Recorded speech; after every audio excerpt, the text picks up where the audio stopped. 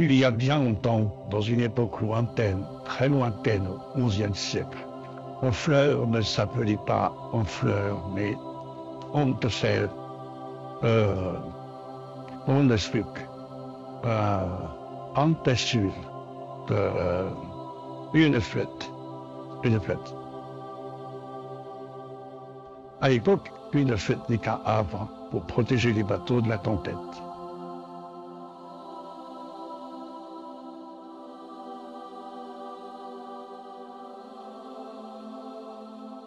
Au XIVe siècle, la guerre de Cent Ans chamboule tout. Sous Charles V, on construit une muraille pour protéger la ville.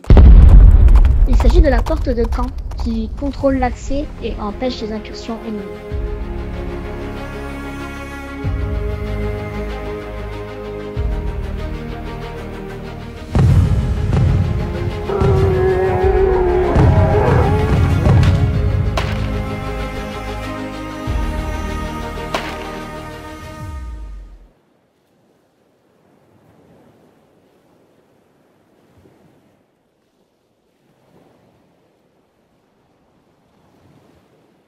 Jusqu'au XVIe siècle, les défenses de la ville sont consolidées, d'autant qu'Honfleur est devenu un port stratégique d'importance et qu'il rivalise avec celui tout proche de la ville du Havre.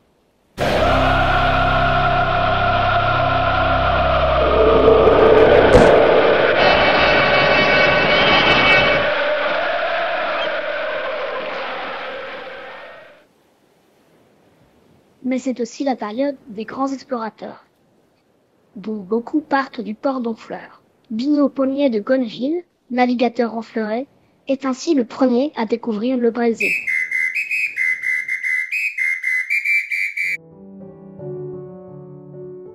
Au XVIIe siècle, la lieutenance abrite le lieutenant du roi, d'où elle tire son nom.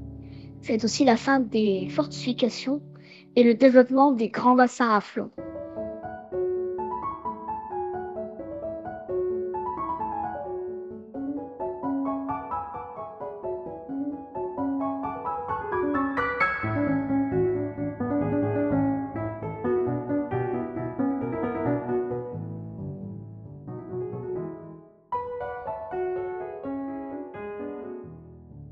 L'histoire sombre de la ville, le XVIIIe siècle, est liée à un passé d'esclavage pour la ville. Honfleur devient l'un des principaux ports négriers de France et participe ainsi à la traite des Noirs et au commerce triangulaire.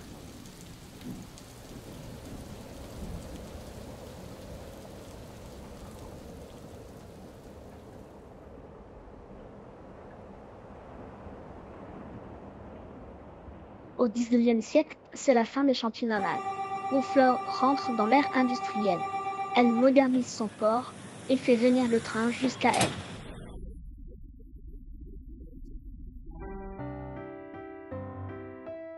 Au XXe siècle, c'est l'essor du tourisme et de la pêche.